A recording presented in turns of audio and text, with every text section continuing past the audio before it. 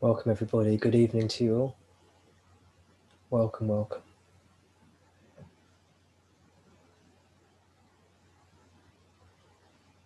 I hope you're all doing well.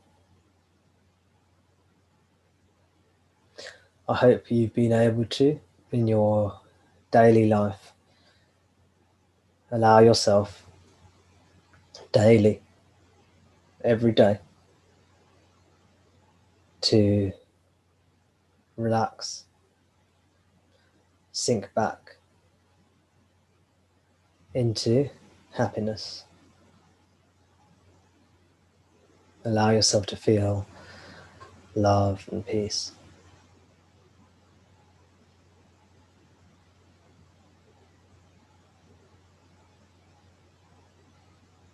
Whenever you remember.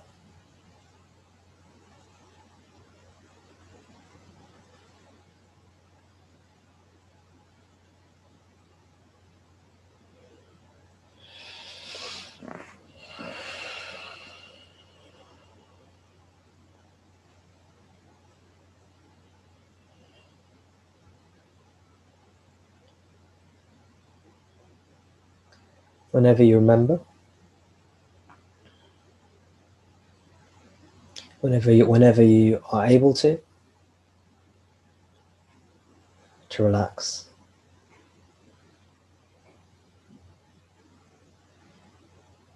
To breathe,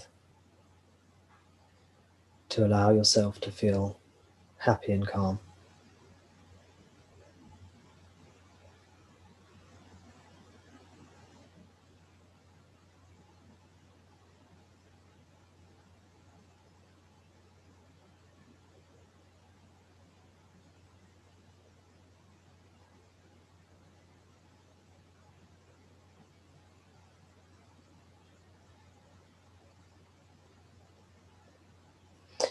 And if the negative emotions come in, if you find yourself during your life feeling tense or annoyed or angry or upset, distressed or anxious, if these negative feelings come your way, don't worry about them too much. Allow them. Let them be.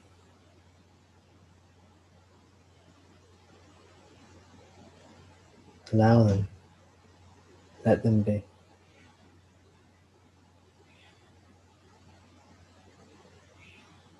Sorry, excuse me.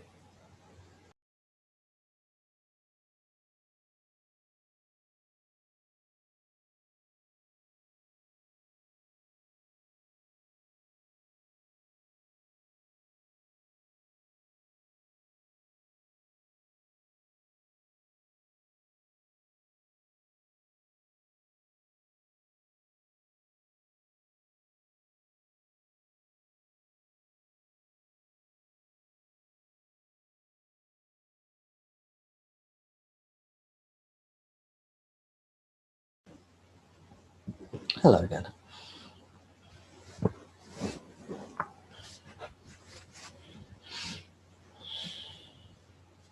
When the negative emotions come, not to worry about them too much. Allow them in. No need to resist. And if you are resisting, it's okay. Just notice, oh gosh, I've been resisting that. I'm trying to push that away. I'm trying to get away from that feeling. I'm trying to squash that feeling down, stamp it down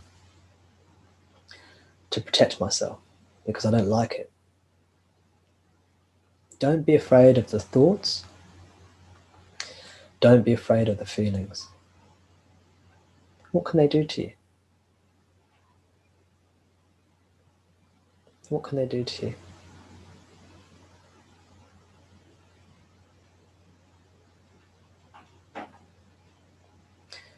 By the way, if someone's disagreeing with me or thinking, well, actually, they can do this and they can do this, and you're welcome to come at me later.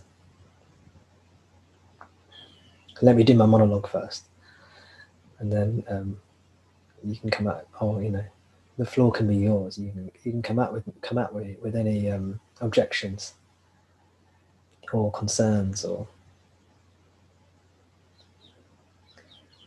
this is how we resolve the teaching between us. We refine the teaching. It has to be practical for each and every one of you, no exceptions.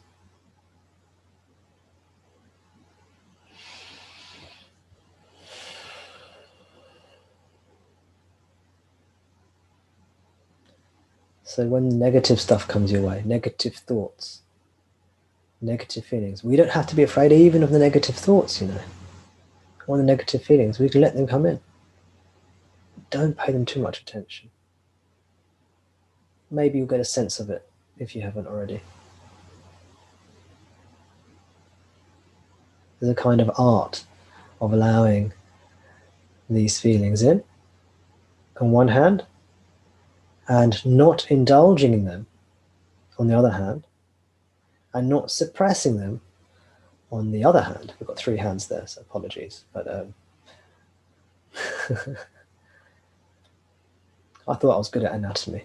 Maybe I need to go back to the drawing table with that. On one hand, don't be afraid. Don't be afraid of these things, these feelings, the thoughts. On one hand, don't indulge in them. On the other hand, don't suppress them. Okay, that's better. I'll just stick to 2 hands.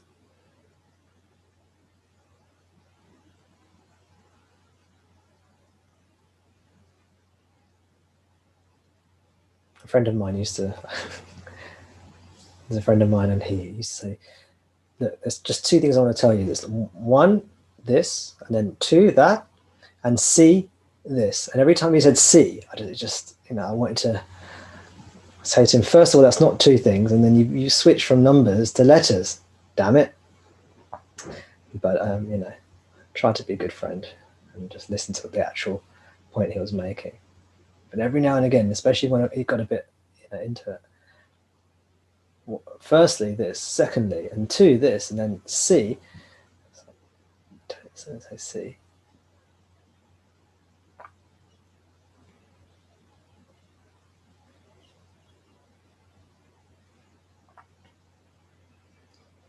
So you find there's a balance, there's an art.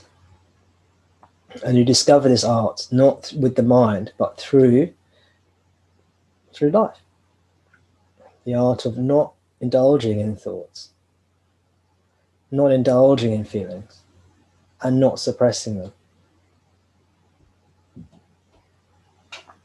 Where we can be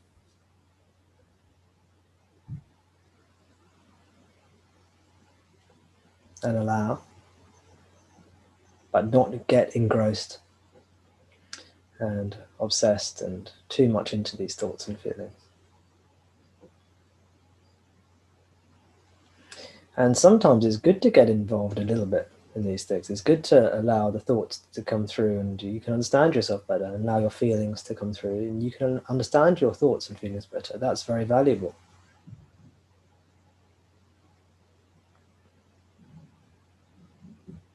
But eventually, whenever we're ready, there will come a time when we start to realize not just superficially, not just intellectually, we come to realize through allowing our thoughts, through allowing our feelings, through watching our thoughts, through watching our feelings, allowing them to talk to us, reveal to us our emotional truths, our mental truths, our intellectual truths, the truth of how our emotions and thoughts function.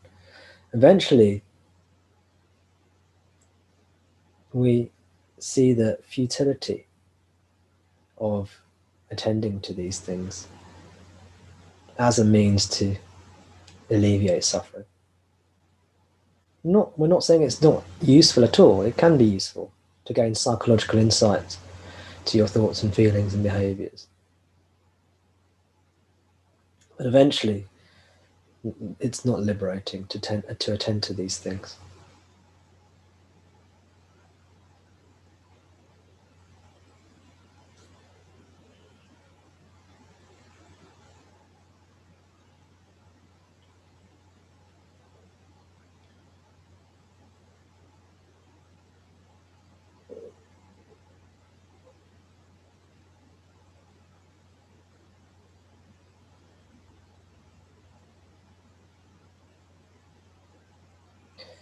And as we naturally start to attend to these things less and less, and be interested in objective phenomena less and less, we become more peaceful, happier.